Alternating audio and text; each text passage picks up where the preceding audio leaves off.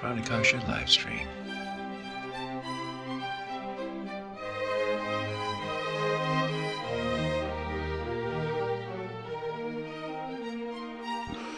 Hey folks, it's Matt at Pranakasha Productions, and today once again we're talking with Jacob Mundell, whose biggest claim to fame is acting alongside the mighty Wes Chatham, who everybody knows from a majorly cool sci-fi show that you all should be watching if you haven't yet. Mm-hmm. Okay, but we can't really talk about it because of the SAG strike. Talk about it because of the actor strike. The writers have gotten the WGA, and the writers have gotten they've won. They've gotten everything they wanted, and the actors, we're still out here. So working at it. Major studios value our labor, so can't talk about it right now, but we all know what it is. And if you're curious, you can check it out on IMDb. Right, and we can also say that in that particular show, the character that he played had only one fully functioning hand, and it turns out that in real life, if you dare to show us, the same thing is the case. Yeah. So there you go.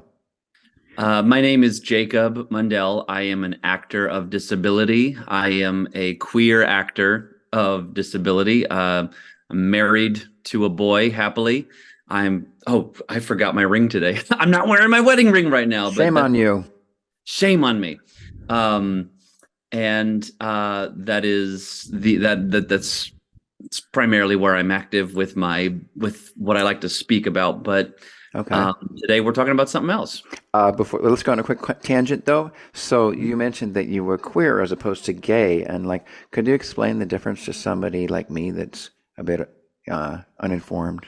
Yeah, queer it's actually a hot button topic, because I don't mind the word queer. There's actually people within the LGBTQ plus the alphabet mafia family that LGBTQIA plus that don't like the word queer. I don't mind it. I'm going to use it, but I don't force it on people who don't like it. Queer just means anyone whose sexual orientation is divergent from the mainstream heterosexual, heteronormative dynamic.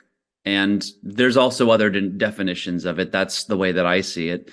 And some people who have more trauma than I do. I grew up with a very loving family in a very loving city and a loving school, so I have never faced much adversity for my gayness. That's great. So the word queer has no trauma for me, but some people it's a hateful word. For some people it's like the Q word for us, being called queer in their youth, and that is their right to not identify with that word, to avoid it. But queer is another word in a pantheon of words to embrace the diaspora of the growingly recognized group of people who don't enjoy sex in the same way that we assumed everybody did in the 50s.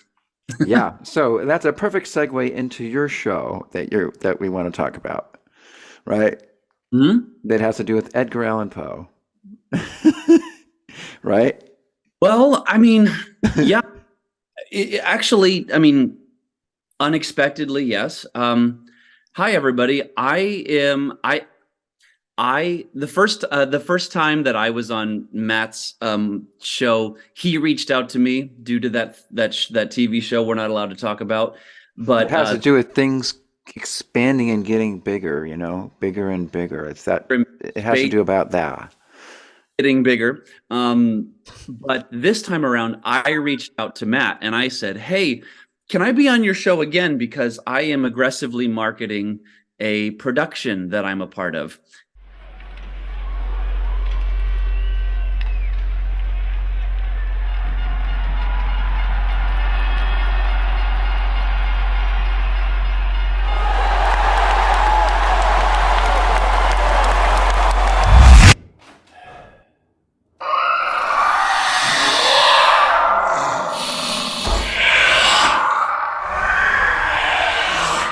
And or rather that I'm spearheading. You're the creator of, right? I mean, I'm everything. I am You are producing, God. writing, acting in a one-man show. It's an 8-year long passion project. It's a one-man show. It's called Into That Darkness, comma, The Corrosive Hours of Edgar Poe. And it is about the life and the personal demons of Edgar Allan Poe. However, the twist, because Edgar Allan Poe is a very saturated character in the zeitgeist.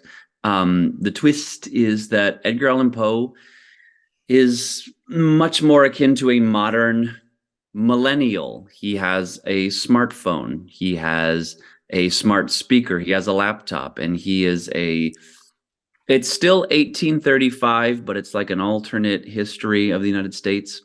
And it is 1835, but we have an online world, and Edgar Allan Poe is trying to be an artist, a writer in a very online world. He is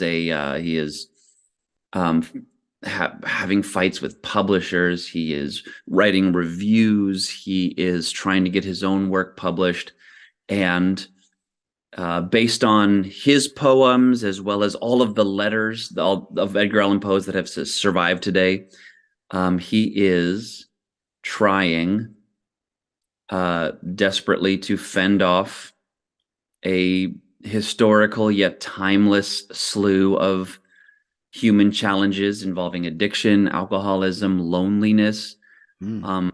Historically, there was an incredible amount of death in Poe's life. His mother, his brother, his stepmother, his wife, so many of the closest people to him died way too soon, many of consumption. And was there any opium smoking in there? Poe, I don't know about smoking opium, but Poe used opium to a degree. Okay. I'm not a true Poe historian, but I've read biographies about him, and I've poured through the letters that he has written to other people. Cool. Letters that have Oh, survived. that's great. Shout out to the Edgar Allan Poe Society of Baltimore. If anyone is curious about Poe, Edgar Allan Poe Society of Baltimore, that website is a definitive archive of all of the personal letters and reviews. He was a book reviewer that Poe wrote and released in newspapers. And reading these letters, I got such a personal connection. You got right inside his head, right? Well, yeah, much more than like a modern historian writing about him. I was observing the words of the man. And same thing's the case of Mozart's Letters, if you're into music. Oh, That was one of cool. the most fascinating books I ever read, was a compilation of Mozart's letters mostly to his sister. And you got right inside his head. You knew everything that he cared about, because they were personal letters. They were very intimate personal letters he was writing to his sister. So it's amazing. Yeah. I mean, how can you why would you, all things considered, a historian's book about someone is useful. It's an interpretation, but also there's something immediate with and unfiltered about reading someone's a famous figure's private letters that have been preserved. Yeah. And I'm very close to Poe in several ways. I've wrestled with depression. I've wrestled with loneliness. I've wrestled with alcoholism, and it's and so How about opioids? I never never done opium. Well, I mean, I'm talking like any of those oxy version of pain pills. Oh, I can't claim that struggle. I had a relationship to nicotine for a moment, and but I got Oxycontin when I broke my clavicle on a bike ride once. But okay, thank you to the modern medicine structure for not giving me any more refills, because maybe I could have fallen down that rabbit hole, but I didn't, because my my refills ran out. Smart. Yeah, I took when I had kidney stones, I took Percocet, which is another oxy thing, and I was like, oh, I can totally see how people get hooked on this stuff Oh yeah, because it killed your pain, plus it also killed any stress you had because you just went into pure bliss. it's numbness. It's Yeah, numb. You don't care. You nothing that bothers you anymore. because You you're just like, yeah, I yeah, feel great, man. Yeah, I'd walk down life this is good. grocery looking at all the cereal, and I don't even care if anyone thinks that I look like an idiot. I Yep. oh yeah, it's and that's what painkillers do in general. They don't actually numb the pain. They just make you not care about the presence of pain. Hmm. I don't know if that. Interesting. Well, me, the pain disappeared. So the physical pain disappeared. And then I was also, it was a very stressful part of my life. And I was usually just dealing with constant stress and a constant tightness in my stomach and everything. And all that disappeared too. So I was just like, everything's fine now. In every tool in its proper place. Yeah. But Yeah. Well, that brings up a whole other discussion. Well, first, I wanted to note that it's curious that Baltimore was the place where all this treasure trove of stuff came from because your character in that show about things expanding um also was was in Baltimore. Yeah. yeah, my life. I am not from Baltimore. I have not spent a lot of time in Baltimore, but Baltimore is a thread in my life because my mother lives in Baltimore. Oh, Uh, she grew up in Baltimore. She moved to Colorado to live with me for the duration on which I was raised. And my parents divorced. And after I went to college, there was nothing left for my mother in Colorado. So she lives in Baltimore again. And I visit frequently. I'm not unfamiliar with Baltimore. Um, my character in A Thing We Can't Talk About lived and operated a very successful business in Baltimore and and yeah, now this new character that I'm playing has a well, Poe lived in many places that love to claim him. Boston loves to claim him. Richmond, Virginia loves to claim him. The University of Virginia loves to claim him. But he, and Baltimore, he spent some time there for sure. And one of the houses that he lived in is a museum there now. wow. Wow. Okay, now I'm going to go on a slight other tangent. Back when we were talking about the oxy, it dawned on me there's this whole thing about, for you to be a successful artist, you have to draw on all the pain and suffering in your life, right? Like that pain serves a purpose, you know? Yeah. Stephen Colbert has this, of all people, has this beautiful quote. He's a devout Catholic, and he's actually, I don't know if he's Catholic. But he is a religious man, and Okay. he talked about being thankful for the moments in life that you wish didn't happen. Hmm. Um, he has this interview with Anderson Cooper where Anderson Cooper he actually made Anderson Cooper tear up a little Oh, bit wow. because Anderson Cooper was asking him, you said that you have learned to love and be thankful for the moments you did not you do not you wish did not happen, and to and I'm going to butcher this, but it's what punishments from God are not gifts. Hmm. And I am not a about religious person, but I mean, truth rings true across all beliefs, um, and yeah, like there is the discovery of truth in the failures of your life. Okay. Now, was Edgar Allan Poe able to find this? I mean, it sounds like his life was just he layers and layers upon suffering, but he apparently didn't get so consumed that it just destroyed him because he was able to create his art out of that, right?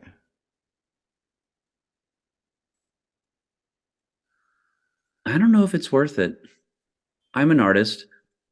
I may or may not retire from live theater, after I'm finished this show. Like I might declare victory on live theater. I mean, Edgar Allan Poe is an epic figure in the American tradition of poetry. He's a world famous poet, but damn it, dude, he lived in a time where writers had no rights. Copyright was not really developed. Writers were not compensated. He was a miserably destitute man. And it's very poetic. It's very beautiful to say, oh, um, we suffer for our art, and we're poor, but we love what we do, and it feeds the soul, not the pocket. But there is a point, and I actually feel like post-COVID, a lot of people are coming to terms with the work that they do, and yeah, I mean, Poick left his mark on the history, but I don't know. I don't know if it's worth it. I mean, to live as poorly as he did for as long as he did, and to die in a hospital delirious of a mysterious condition due to years of unhappiness, depression, addiction.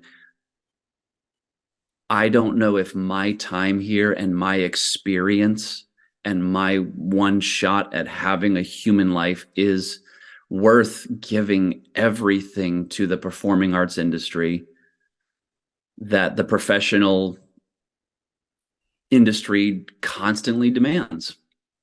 Okay. Now let's get into acting. So I'm a musician mostly. Okay. But I'm getting more involved in acting now, and I'm going down to LA a lot and getting to know more and more actors. And I can say, from my point of view right now, I used to think it was bad being a musician, but being an actor is 10 times worse. Like all the quote serious actors I know are constantly auditioning for this thing or the other thing. And then, if they finally get a gig, it's like usually just, they get paid a couple $100 maybe, And so it's like, it just seems so thankless, and then, but everybody's doing it for their art, right? And for everybody, even guys that I know, actors that are on regularly guest stars on big name TV shows, even those guys have side gigs. They're still driving Uber or whatever to try to make the ends meet. So it's just the whole thing is just stacked against the actors completely. It's like the only way to get ahead is to do what you do, which is create your own show, and that way you finally can do a role that you want to do. Whereas everybody else is like auditioning all the time, and they'll take whatever they can get, no matter how crappy that role is. It's like you're just a piece of meat. Yeah, and I have to qualify what I'm about to say with a degree of perspective. It's not helpful to be negative about everything. There are people who make it, they work hard, and they are not famous, but they are working, surviving actors, and they find a peace and a zen with the day in, day out auditioning, rejection, auditioning, get that role, audition, rejection. Okay. And I personally am in a moment where I am not grateful. And the strike ooh, I'm very happy that the actor strike has happened during the production of my theatrical show, of my live theater show, so I don't have to worry about doing auditions. Being an actor, you assume that you get to express yourself in front of an audience. Mm-hmm. And then the concept of making a living comes into play. And I think that's what ruins it. Unfortunately, if you have other income, if you have a job and you do not professionally act, you can pick and choose everything you want to do, and your artistic expression can be truly self-curated. Now, there is a lot of stigma around the glory of being a working actor who lives only off of being an actor, and the compromise. As someone who has had my agent actually dropped me recently, but I still have my manager. Shout out, Mark. Thank you so much. I love you. But the compromise of being an industrial actor who wants to only act means you are the last person in line with any say in anything that goes on. You just have to say yes, yes, sir, yes, ma'am. Yeah, okay. You Yeah. don't express yourself. You don't get to do your work. You are constantly begging production companies and studios and theater companies for the opportunity to do their work. Right. It's set up. I mean, they love it, of course, because they can, whenever they do a casting call, they love to have 100 people in the lobby that they can, because then once they hire the person, they're like, well, do as I say, or we'll just kick you out and get somebody else. It seems like you're just treated like a pile of shit, even if you're Well, good and well known. I'm willing to work hard and I'm willing to really dig deep and push out and do other people's work and focus on delivering and being a craftsman and doing what I'm directed to do. In television, at least at the end of the day, SAG cuts you a check. And hopefully we win this strike and it continues to be that way. Get It's lucrative. I'm residuals. willing to work hard for money. And the Mhm. challenge in theater is that at the end of the day, you have to do what directors, casting directors, producers, other theater companies are willing to let you do. But then at the end of the day, there is no money. So You're lucky that's if you get a free meal and $20, you know? sorry. I mean, you're lucky if they give you a free meal, $20, and then talk to you and treat you like a king at the casting party, you know? That the Yeah. casting party seems to be like the biggest reward of the whole deal. Or the cast party, not the casting party, but the cast party. Yeah. You know, and the adoring fans, you get some adoring fans that have this fantasy of how great your life is and everything. You just quietly don't let them know how crappy it is, you know?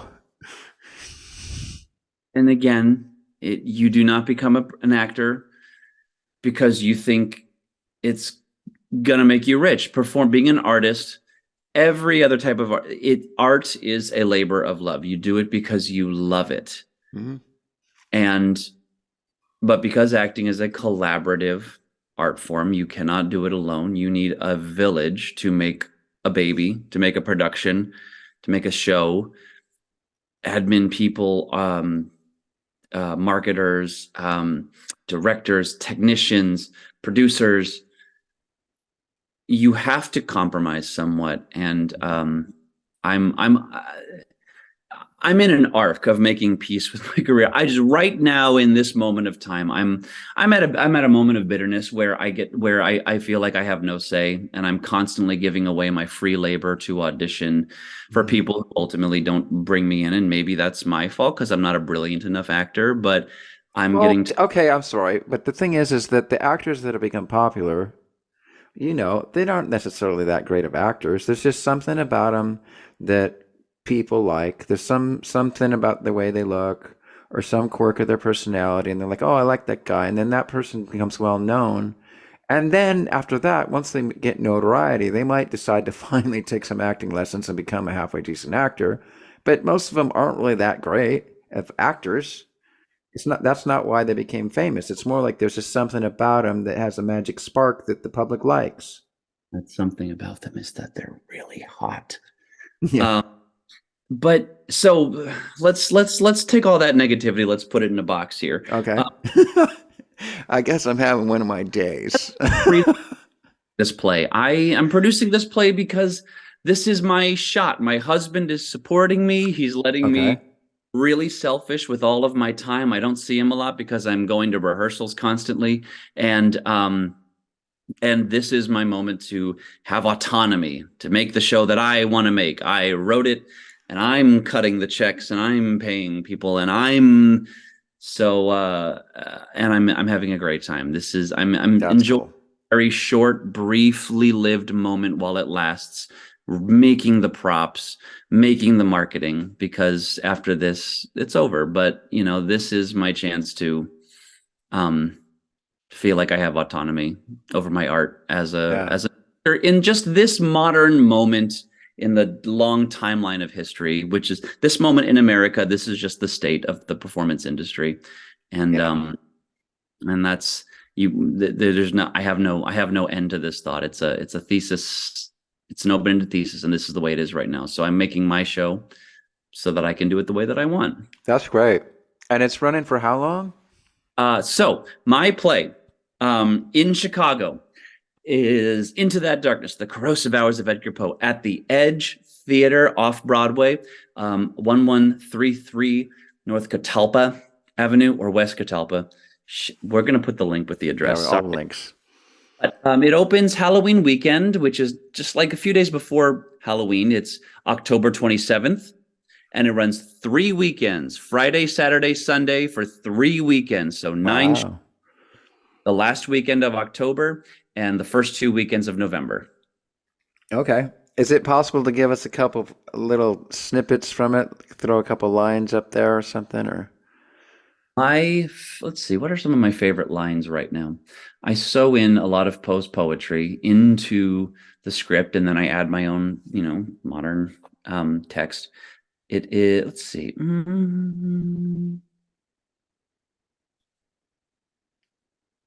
Not long ago, I, in the mad pride of intellectuality, maintained the power of words, denied that ever a thought arose within the human brain beyond the utterance of the human tongue. And now, as if in mockery of that boast, I cannot write. I cannot speak or think. Alas, I cannot feel. For 'tis not feeling, this standing motionless upon the wide open gate of dreams. And that is a moment in Act 3, in the depths of Poe's Midnight of the Soul. wow. My favorite line that I wrote is this moment you'll see in Act 3 also, where a very mentally unwell man stands in the center of the stage and tells everyone, "I'm not insecure." And that's my favorite thing to say. It's the most self-defeating sentence. It's the most self-obvious giveaway of a sentence. I'm not insecure. Yeah. It's like, I'm not angry. God damn it, I'm not angry. I'm so not fucking angry. I'm not defensive. I'm not insecure. You're insecure. Yeah. So I'll just leave it at that. Leave any mystery. If anybody in Chicago would love to come see my show, I would love to have you. Tickets are pay what you wish. Cool. That's another mission of mine, is I don't want to, I would rather have your butt in my seat than have your money. If you can give money, great. But when you go to the portal to buy tickets, jacobmundell.com, it's a pay what you wish format. It's suggested $15, but if you only have $1, great. Punch in $1, and there's a 99-cent processing fee, so you can get a ticket for $1.99. I'll take a donation of $100. Yeah. This is expensive production. I'm not a rich man, but please just if you're in Chicago and you want to see some weird Poe, That's great. Halloween. So, okay. So suppose this is your last production. It's the last time you ever act. So what are you going to do to keep yourself entertained if that is the case? Honestly, this? I'm still interested in film and TV. I might retire from live theater just because of the way I feel about that right now. I might keep up, film and television, because that's still fun and interesting to me. I've done tons of live theater, and maybe I'm going to go in another direction. I mean, but honestly, I've got so many goals with my husband. We want to buy, we want to adopt. And unfortunately for homosexuals, for queers who cannot procreate on their own for free, adoption is about $40,000 to $50,000. And in vitro fertilization, which we're not interested in, it could be more. It's like $100,000. But and in order to adopt, your home is inspected. They don't just give you a baby. They make sure, if you procreate on your own, you can make your own baby for free. But if you're going to buy a baby, They make sure that you are responsible enough to have one, and they inspect your home. And we have a nice condo here. It's good for two fully grown men, but I mean, we have to buy a house to adopt a baby. Oh, So they won't. You won't be able to adopt a baby if you have a condo. it's not. I mean, it's a 1.5 bedroom. It's a 2 bedroom condo. It's one of the bedrooms is Victor's office. It's got a Murphy bed in it. It's 1,000 square feet, which is That's pretty not that big. more than other people can have. But it's I mean, I don't for two grown men and two cats to add a baby to it.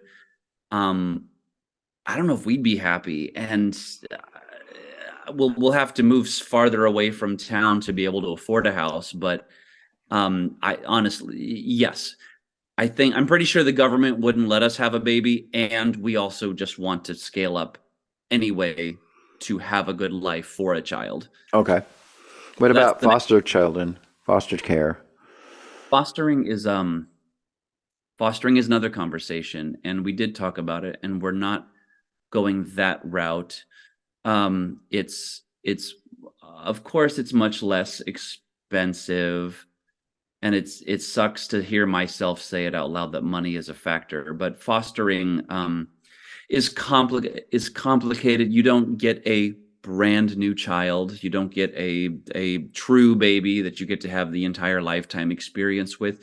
You bring in a child who already has life experience, and there is always the possibility that the child will be taken away from you again. Mm-hmm. If their birth family sorts out the issue from which they were originally removed. Mm-hmm. I actually don't know all the legalities of it. I'm sure very versed and it can offer a lot of corrections, but the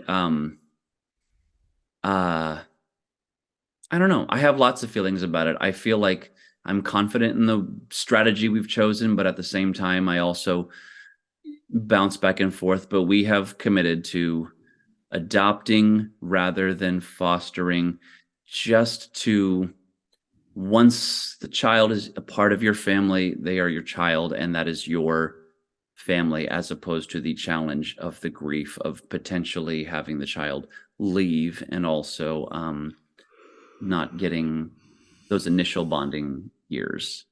Right. And I am not denying the potentially problematic side of it, but at the very least, we want to give a home to a child who's out there. Well, may I ask, how old are you now?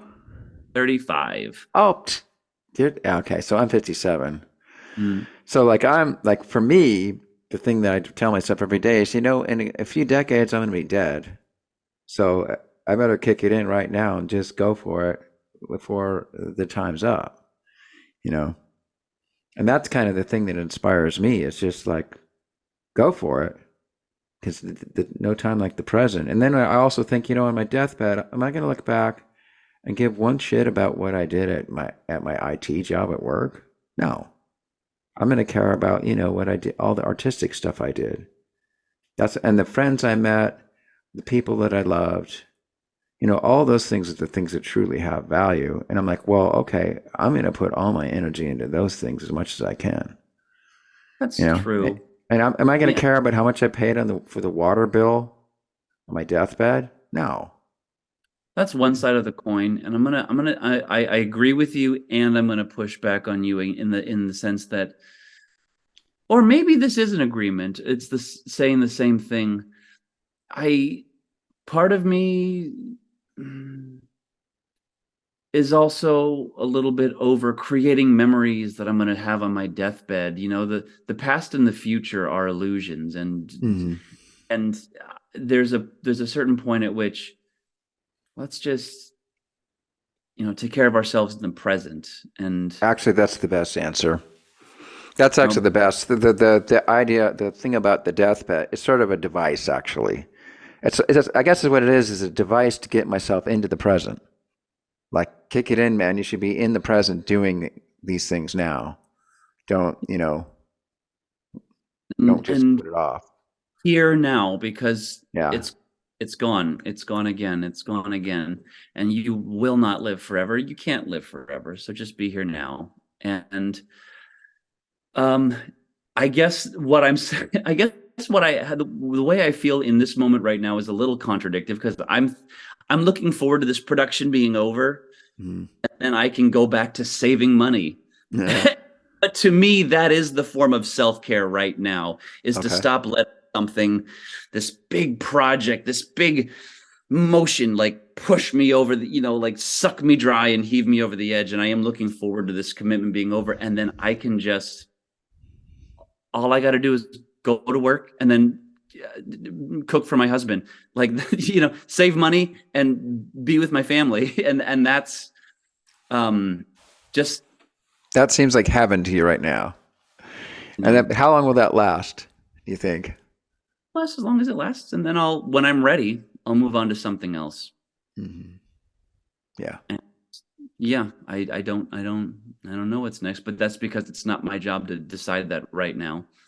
My job right now is to push this bucket list, mission statement, passion project, life dream across the finish line. Finish line, yeah. So I can say I did it, and then I can let it go. And maybe declare victory on acting. Mm-hmm. Not quit. Oh, there's so much stigma in the acting community about quitting. It's like, oh, I stayed in the game longer. She gave up and I kept going. And I'm so happy in my studio apartment eating ramen noodles. But like, Okay, let me ask you this. I'm sorry to interrupt. Now, why is this? Has this been instilled into every acting student that from their acting teacher? I can't speak for everyone. I can speak for myself. Coming Okay. in my college experience through now, there is a little bit of a light, unspoken, toxic competition about who stays in the industry and who doesn't stay in the industry. And if you leave the industry, well, okay, You failed. couldn't keep up, couldn't.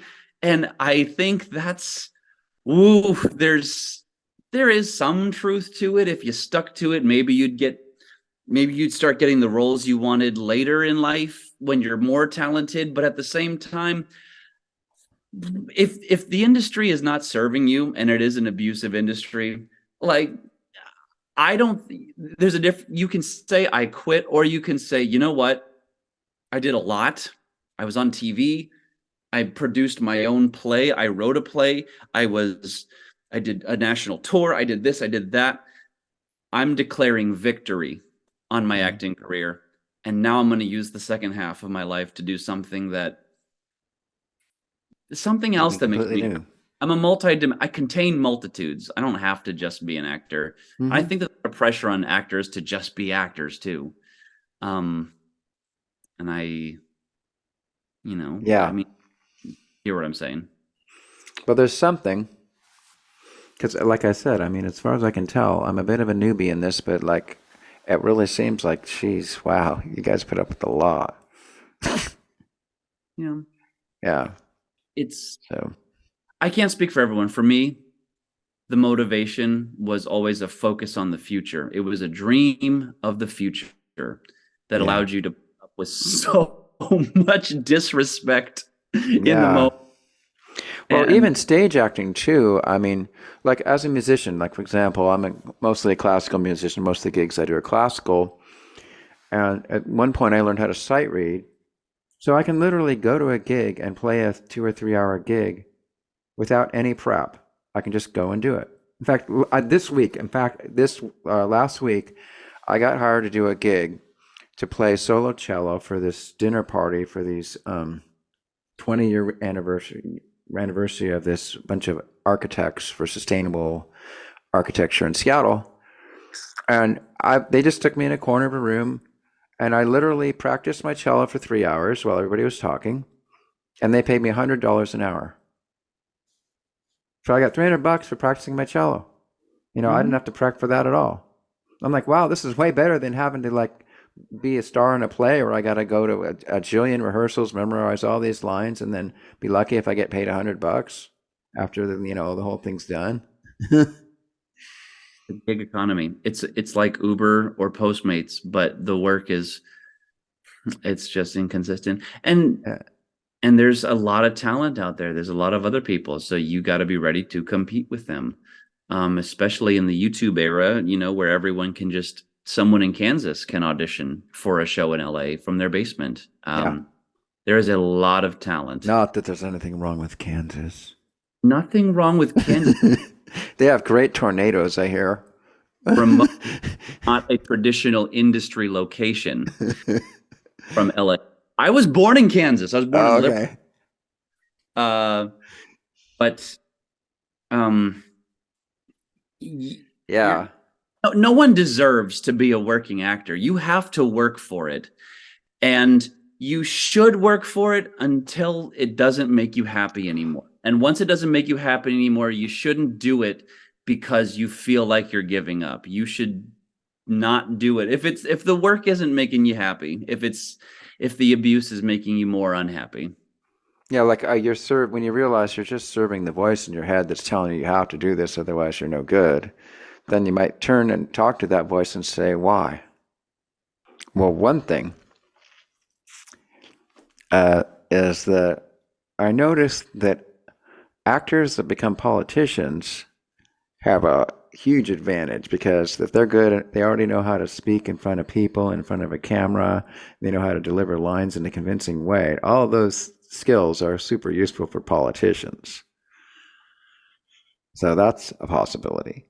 Yeah, I mean, that's just on you as a person. And you can be charismatic, but don't be a piece of shit. Don't be a con man. Oh, well, there you go. My day job, I'm a salesman. I sell furniture. I sling furniture.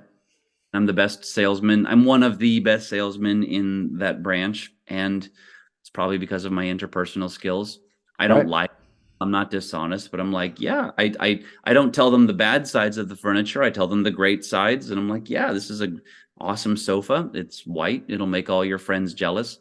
And think of what it's like when you have your dinner party and all the people come over and there's this beautiful sofa right here, and you can feel how good that feels, like when you sit down on it, have a drink. Can't you just see yourself in that? Tell a story, and if you're a salesman, you're selling them a dream about their own life. Mm-hmm. Yeah. I used to sell vacuum cleaners at Sears a long time ago. Oh, yeah. Which is a lot less, which is not quite as glorious as selling beautiful furniture. I could sell, to me, luxury furniture looks like vacuums now. I'm thankful for this job in a way, because it's made me fall out of love with the concept of expensive, beautiful furniture. I could care less I'd rather spend the money I'm spending on producing this play than take all this money and buy a bunch of pretty but uncomfortable furniture that'll make my home, beautiful to me and make. How about antiques? Do you like antiques? I respect people who antique. I personally don't have a connection to antiques. Are you an antiquer? Well, I do like a nice piece of, you can't tell, but right here is my mom's antique dresser that I inherited, which is really nice, but it's off camera, so you can't even see it. But yeah, I like a nice piece of oak furniture that looks really beautiful and has some history in it. Yeah. It's furniture that has a story, mm-hmm. a life to it. The sentimental value is not a non-entity.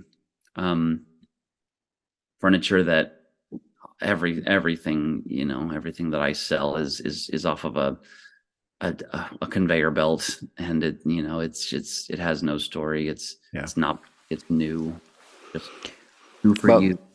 The biggest drag of working at Sears, of course, wasn't selling the vacuums. It's that they constantly wanted you to sell service plans, because the service plans had a gigantic profit margin to them, and they were a total scam. And I don't know if you guys have to sell stuff like that in the furniture world or not, but in the world of sales, a lot of the standard practices that are not considered dishonest are all late stage capitalism, baby. If we have a sale, we always have a sale going on, and the sale price is the real price, because the non-sale price is just jacked up so that we can put it on sale, and then you feel like, and the sale price is actually the real price. Yeah. And Would you like to open a store brand loyalty credit card? It's being a salesman is about being polite and to get people to open their wallets. And it's the American hustle. I'm allowed to work hard to sell the product. Like that's in a way that's working hard. I am pushing product. I'm promoting it. And sometimes it feels disingenuous. It feels like, oh, I don't actually care about this sofa or you or your house, but I am telling you that this sofa will make your dreams come true. And all I care about is your money. Two sides of the coin. At least it's a decent product. I know long before that, I worked for this company. My very first commission sales job was at this company called Silo, and it was slowly going bankrupt. And I mean, we had hardly any stock at all. We had like all these different TV sets and all kinds of appliances out on the floor, but we had about 10% of it in the back room. Right. So what we had to do every day is we'd have to figure out what we had and direct people to the stuff that we had and moving them away from the good stuff that we didn't have. So we were supposed to say, like, this is the best thing. This is the best thing you should get, only because it's the only thing they had in the back. So it was like really like kind of a nightmare situation for a salesperson, right? If he wanted to feel like he had any kind of personal integrity at all. Oh yeah, it's always about the spin. You spin what the circumstance that you're in into being an advantage to the customer. Ooh, guess what? It's not that this is the only product we have right now. It's that, hey, I actually have more of these on hand and it's exclusive. Would you like one? Or this is the one I get the highest commission on, type of thing. Yeah. I don't have a good answer for it. When I'm on duty, I clock in and I compartmentalize. I'm here to work. And here's some truth for you. When I walk into the Apple store, when I walk into any other retail organization, I would hate to receive the customer service that I provide as a salesman. And I don't like being spoken to. I don't like being talked to. Some people like to be greeted when they enter a store. I pretend to be on the phone so the greeter will not trap me into a conversation with them. And I know all the signs, I know the salesman tricks, and I would rather just look at stuff and think for myself. But when I'm on the clock, my job is to engage you. If you are on my sales floor, I got to check, right? How you doing? Ooh, is that chair comfortable? What do you think? Interesting color, huh? And it's all about making them in a conversation with me so I can guide them towards the register. Right. Do you have to compete with other salespeople on the floor? No, we're a pretty good team. I love everyone I work with. I've been on sales floors that are toxic like that. The reason I've stayed at the job that I'm at right now is because I feel like the store is a team that is united against the sea of angry, dissatisfied, privileged customers who come in us. And so we're all on each other's side and we support each other getting sales. And as long as the team goal, that's all that matters. Oh, that's good. That's a happy place. A blessing. It really is. Okay. That's good to hear. Yeah. I'm just going down memory lane. Yeah. Well, so that's kind of your bread and butter. That's your side hustle. Everybody's got one. So you don't have to drive Uber or Lyft. I don't live completely off of that. I own a small business, which is interesting. I have, this is weird. This is gonna take too long to talk about. I own ATM machines. Oh, smart. Yeah. So I make like 70% of my money off of ATMs. I have. Oh, excellent. Now that's brilliant. I own ATMs that are in restaurants around and tire shops around Chicago, and that $2 or $3 fee that you give adds up if people are using it. Yeah, and across the month, pay for, help pay my portion of the mortgage with my husband and health insurance. It was a path that I chose, a business that I opened because I wanted more passive, like free time to work on being an actor. Well, that's a brilliant one. That's one I never thought of, but wow. Okay, so we got to get things wrapped up here. Well, of course, on this show, I go on all wild tangents. So now we started talking about ATM machines and selling furniture and racial inequities and LGBTQ issues. But let's wrap it up. Let's get back to your show. Again, Edgar Allan Poe. So do you find yourself, like, does his soul inhabit your soul when you do this project? Like, is Edgar Allan Poe's spirit coming in there and whispering at you? I wrote this play because I relate to things that I've seen in his poetry and in his letters. I certainly relate to things, and I am willing to stake my reputation on betting that these are relatable things to most people. I also need that 20% of separation. Like, I am not this person is not me. I relate to it. I'm a trained Shakespeare actor. I loved the idea of taking those skills and putting them into Edgar Allan Poe's heightened meter text. Especially because I've been tired of Shakespeare lately. So it is a desire to use my classical skills to practice Poe's poetry, as well as relating to the person I was identifying with in his personal letters. And also an exploration of comedy. It's dark. It's a dark comedy. It's supposed to be fun, funny, silly, a little bit light, to celebrate the fact that we are sometimes unhappy creatures, and that's a part of life. Mm-hmm. And if you can joyfully participate in the suffering of life, then there is a perspective to joyful suffering. Now that could be a good definition of comedy. Joyful suffering. Yeah, I think so. Yeah, you're either or what's the word? Schadenfreude? Hmm? Is that it? Well, Schadenfreude. Yeah, there we go. Of other people. Mm-hmm. That's okay. So that's enjoying the suffering of other people. So that's like sadism. I guess. No. Or it's like, maybe it's TikTok. It's watching this hot mess of these two people argue in Walmart, and enjoying not being a part of it, but getting to witness the drama. Yeah. Isn't it interesting that can be entertaining? I mean, yeah, as long as you don't have stakes involved, it is entertaining. And that's why we love TV. It's you don't want to be in these terrible situations, because if you are, it's the worst thing that ever happened. But if you're not a part of it, man, is it juicy to witness. Yeah. Mm. So the trick would be, is if you are in it, to somehow distance yourself so that you can enjoy it just like a TV show. I mean, I don't know. Don't support things you don't believe in.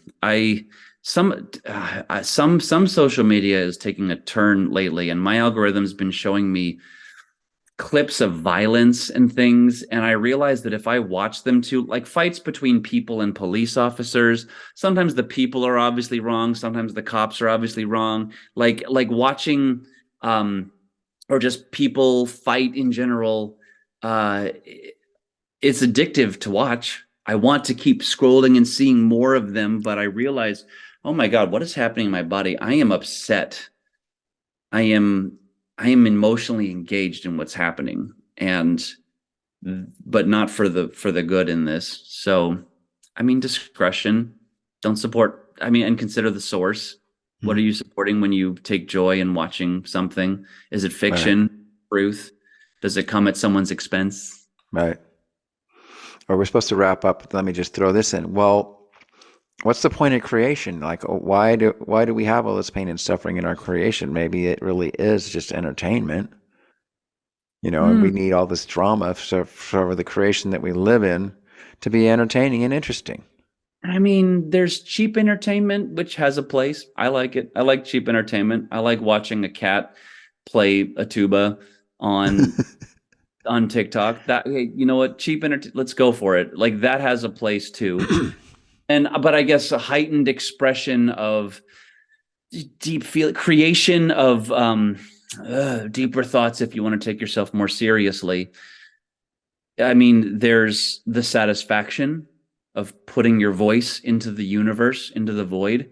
And there is the usefulness of if it reaches and helps somebody. Mm-hmm. All of that. I mean, that's a big maybe, but you put something out there in hopes that it has value to somebody. It's communication. I don't know. I mean, I'm making up my answer as I speak right now, but that's okay. Satisfies a need for personal expression, and the payoff is made more juicy when if it means something to somebody. Yeah. Okay. Here's another question I want to make sure I got in. It's like, have you ever considered or been invited to go to any kind of conventions, like sci-fi conventions or anything? Only one. I submitted to a million sci-fi cons. I submitted to C2E2, New York Comic Con. Okay.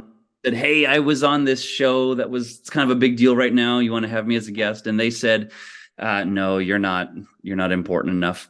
You were talking for like a panel or something, but because what you can do is you can just buy a space for a booth, and then sign autographs and stuff like that.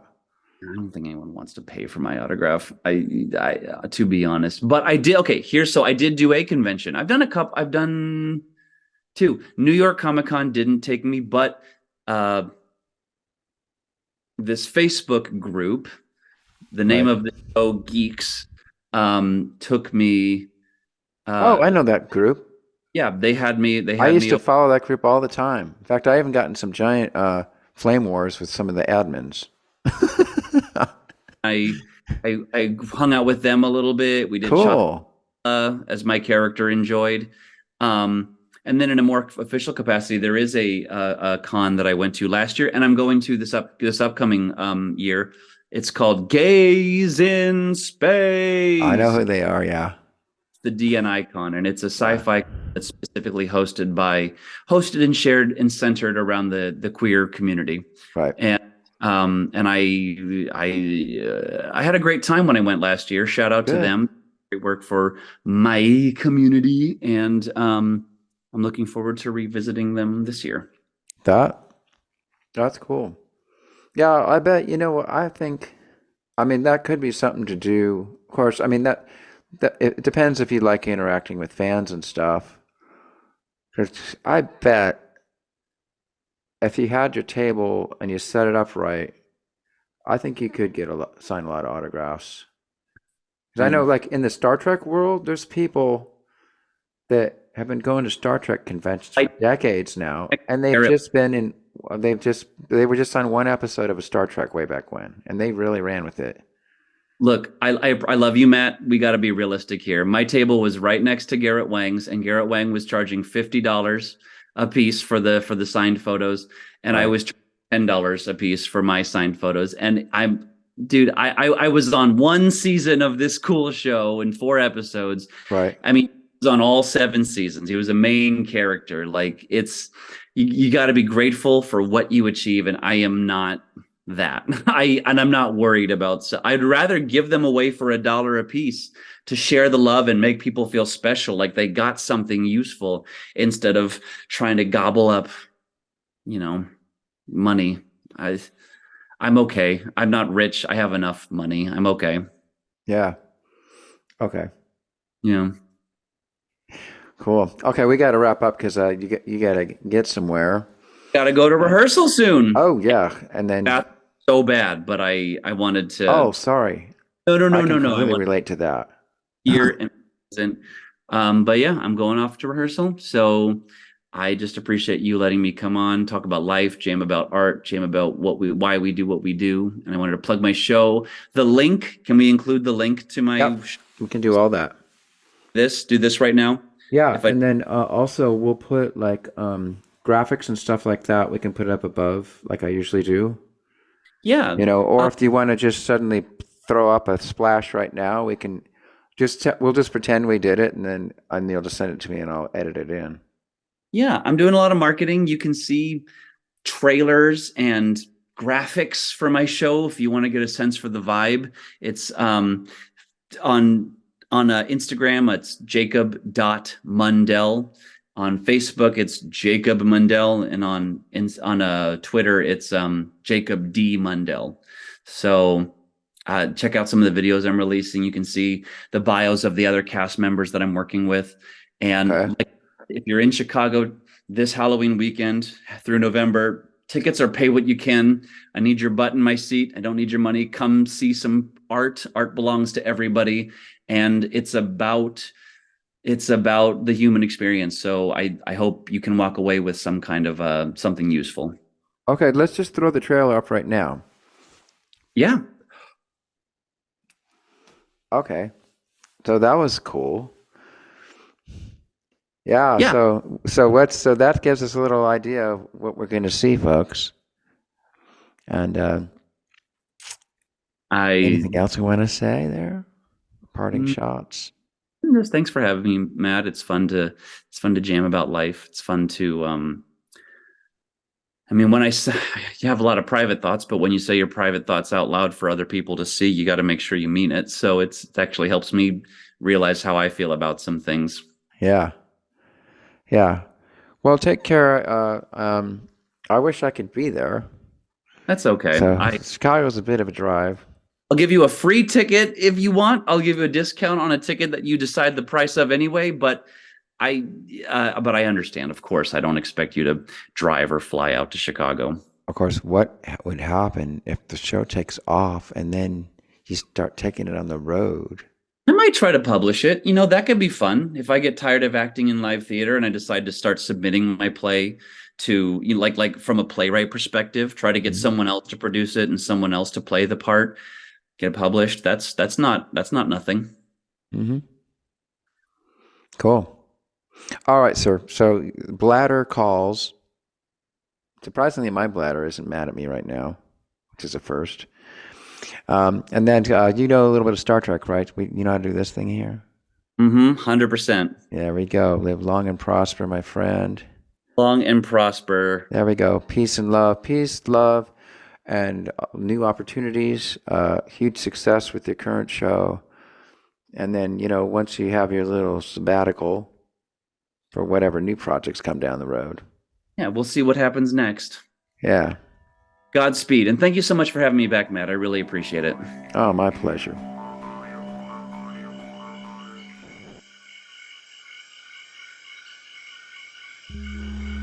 Pranakasha Production.